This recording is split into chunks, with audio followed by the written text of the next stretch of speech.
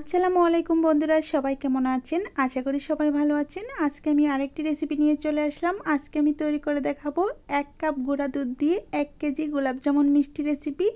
আর এই রেসিপিটি তৈরি করতে খুবই সহজ। আমার রেসিপিটি যদি আপনারা সম্পূর্ণ দেখার চেষ্টা করেন তাহলে আপনারাও ঝটপট করে গোলাপ জামুন মিষ্টি তৈরি করে নিতে পারবেন।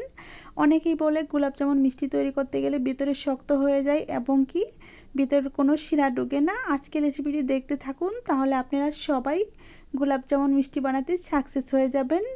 তো চলুন কথা না বাড়িয়ে আমি মূল ভিডিওতে চলে যাচ্ছি, সাথে থেকে সম্পূর্ণ ভিডিওটি দেখার চেষ্টা করুন। মিষ্টি তৈরি করার জন্য প্রথমে একটা মিক্সিং বোল নিয়েছি আর নিয়ে নিচ্ছি 1 কাপ পাউডার দুধ, তারপর দিয়ে দিচ্ছি হাফ কাপ ময়দা, তার সাথে দিয়ে দিচ্ছি 1 টেবিল চামচ বেকিং সোডা, তার সাথে দিয়ে দিচ্ছি সামান্য পরিমাণে ঘিটা আপনাদের পছন্দ মতো দিয়ে দিবেন। তো অতিরিক্ত বেশি দেওয়া যাবে না। আমি এখন ঘি আর ময়দা এবং কি গুঁড়ো দুধ, বেকিং পাউডার সবগুলো আমি ভালোভাবে মিশিয়ে নিচ্ছি। দেখেন আমি কিভাবে মেশাচ্ছি। এটা কিছুক্ষণ ভালোভাবে মিশিয়ে নিতে হবে। তারপর একটু দেখিয়ে দিচ্ছি। এখন কিন্তু মেশানো হয়ে গেছে। হাত দিয়ে মুঠো করলে মুঠো হয়ে যাচ্ছে। এখন আমি এখানে অ্যাড করে দিব গরুর তরল দুধ। এটা আমি জাল করে আগে ঘন করে নিয়েছি। এটা দিয়ে তারপর আমি সুন্দর একটা ডো তৈরি করে নিব। আর একটু একটু করে দিয়ে সুন্দরভাবে ডোটা তৈরি করে নিতে হবে। আর এই ডোটা তত ভালো মিষ্টি হবে। তারপর আমি আরেকটি দুধ দিয়ে দিচ্ছি, দিয়ে তারপর সুন্দরভাবে একটা ডো তৈরি করে নিচ্ছি। দেখেন আমার ডোটা কিভাবে আমি তৈরি করে নিচ্ছি। এখন আমি রেস্টে রেখে দিব 5 মিনিটের জন্য। তার আগে ভালোভাবে মিশিয়ে নিচ্ছি আর গোল করে তারপর একটা ঢাকনা দিয়ে ডেকে 5 মিনিটের জন্য রেস্টে রেখে দিচ্ছি। আমি 5 মিনিট পর ফিরে এসে দেখাচ্ছি। 5 মিনিট পর সেট হয়ে গেছে। দেখেন 5 মিনিট পর ঢাকনাটা খুলে নিচ্ছি। এখন আমি মিষ্টিগুলো বানিয়ে নেব। তার আগে দেখিয়ে দিচ্ছি কতটুকু সেট হয়ে গেছে। এখন আমি একটা মেজারমেন্ট কাপ দিয়ে এই মিষ্টিগুলো তৈরি করে নেব। আমি টেবিল চামচের একটা চামচ নিয়েছি আর এটা দিয়ে আমি একটু করে ডো নিয়ে নিচ্ছি। তারপর গোল করে একটা বলাকারে করে নিয়ে তারপর মিষ্টিগুলো তৈরি করে নিচ্ছি।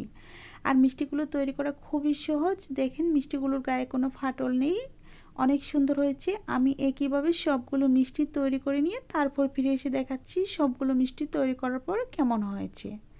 তো আমার সবগুলো মিষ্টি তৈরি করা হয়ে গেছে। এখন আমি এই মিষ্টিগুলো বেজে নেওয়ার জন্য চুলায় চলে যাব। তার আগে একটু ঘুরিয়ে ঘুরিয়ে দেখিয়ে দিচ্ছি মিষ্টিগুলো তৈরি করা কেমন হয়েছে। আর এখানে অনেকগুলো মিষ্টি হয়েছে। আপনারা 1 কাপ গুঁড়া দুধ আর সাথে ময়দা মিশিয়ে অনেকগুলো মিষ্টি একসাথে করে নিতে পারবেন।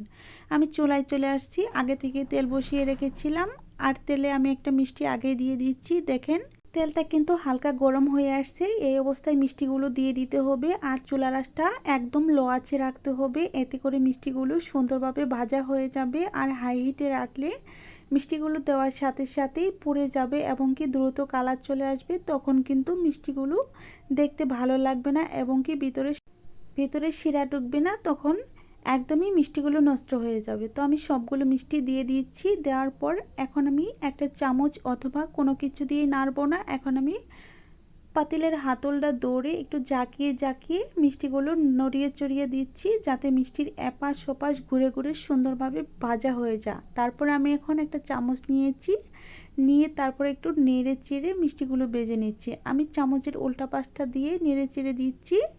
এতে করে মিষ্টিগুলো ঘুরে ঘুরে ভাজা হয়ে যাবে আর মিষ্টির খুব সুন্দর একটা কালার চলে আসবে চতুর্থ সাইডে একইভাবে। তো দেখেন আমি মিষ্টিগুলো কিভাবে ভেজে নিচ্ছি, আপনারা দেখেই বুঝতে পারছেন। এভাবে ভেজে নেওয়ার চেষ্টা করবেন, এতে করে মিষ্টিগুলো সুন্দরভাবে ভাজা হয়ে যাবে। আর দেখেন এখন কিন্তু সবগুলো মিষ্টি একই সাইজের হয়ে গেছে। আর আমি আরও কিছুক্ষণ ভেজে মিষ্টিগুলো নামিয়ে নেব। দেখেন খুব সুন্দর কালার চলে এসেছে। এখন আমি এই মিষ্টিগুলো নামিয়ে নেব। এখন আমি একটা শাকনা নিয়ে নিব, শাকনা দিয়ে তুলে মিষ্টিগুলো নামিয়ে নেব। তো মিষ্টিগুলো ভাজা হয়ে গেছে, খুব সুন্দর কালার চলে এসেছে। তো আমি তার সাথে বলছি, আমি মিষ্টিগুলো বাছতে বাছতে বলছি, যদি আমার রেসিপিটি ভালো লেগে থাকে তাহলে প্লিজ দয়া করে চ্যানেলটি সাবস্ক্রাইব করে দিয়ে পাশে থাকা বেল বাটনটি অন করে রাখবেন আমার চ্যানেলের ভিডিও সবার আগে পাওয়ার জন্য। এখন আমি মিষ্টিগুলো তুলে নিচ্ছি। আর মিষ্টিগুলো বাছতে একটু সময় নিয়েছি এই কারণে, যাতে আপনারা বুঝতে সুবিধা হয় তার জন্য। সবগুলো মিষ্টি নামিয়ে নেওয়ার পর এখন আমি শিরা তৈরি করে নিব। তার জন্য আমি মেজারমেন্ট কাপে 1 কাপ চিনি দিয়ে দিচ্ছি, তার সাথে দিয়ে দিচ্ছি 2.5 কাপ পানি। আর পানিটা দেওয়া হয়ে গেলে এটাকে আমি ভালোভাবে ফুটিয়ে নেব। ফুটিয়ে নেওয়া হয়ে গেলেই আমি এখানে মিষ্টিগুলো দিয়ে দিব। এখন আমি একটু নেড়ে চেড়ে চিনিগুলো মিশিয়ে নিচ্ছি।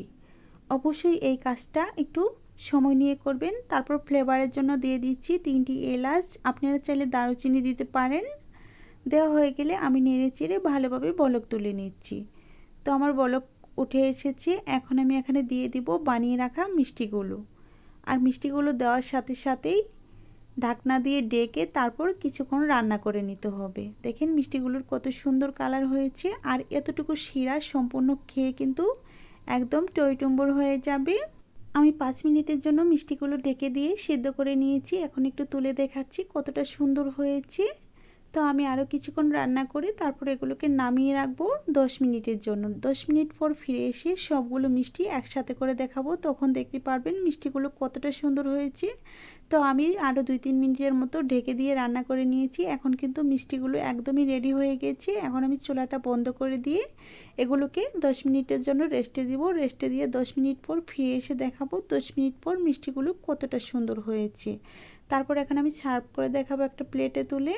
তো আমি সবগুলো মিষ্টি নিয়ে চলে এসেছি। দেখেন কতটা সুন্দর হয়েছে। এইভাবে যদি আপনারা গোলাপ জামুন মিষ্টি তৈরি করে মেহমানের সামনে দেন তাহলে কিন্তু বুঝতেই পারবেন না যে এটা হাতের তৈরি গোলাপ জামুন। একদম দোকানে কেনা গোলাপ জামুনের মতো লাগবে।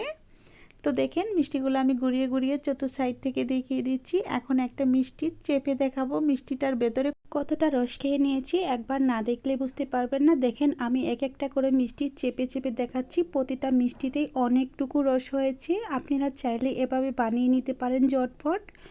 আমি এখন একটা মিষ্টি কেটে দেখাবো মিষ্টিগুলো কাটার পর কেমন হয়েছে। সবগুলো মিষ্টিতে অনেকটুকু রস খেয়ে নিয়েছে। তো আমি মিষ্টি কাটতে কাটতে একটা কথাই বলবো, যদি আমার রেসিপিটি ভালো লেগে থাকে তাহলে প্লিজ দয়া করে চ্যানেলটি সাবস্ক্রাইব করে দিবেন। আর পাশে থাকা বেল বাটনটি অন করে রাখবেন আমার চ্যানেলে ভিডিও সবার আগে পাওয়ার জন্য। আজ এই পর্যন্তই। ভালো থাকবেন, সুস্থ থাকবেন এই কামনা করে বিদায় নিচ্ছি। খোদা হাফেজ।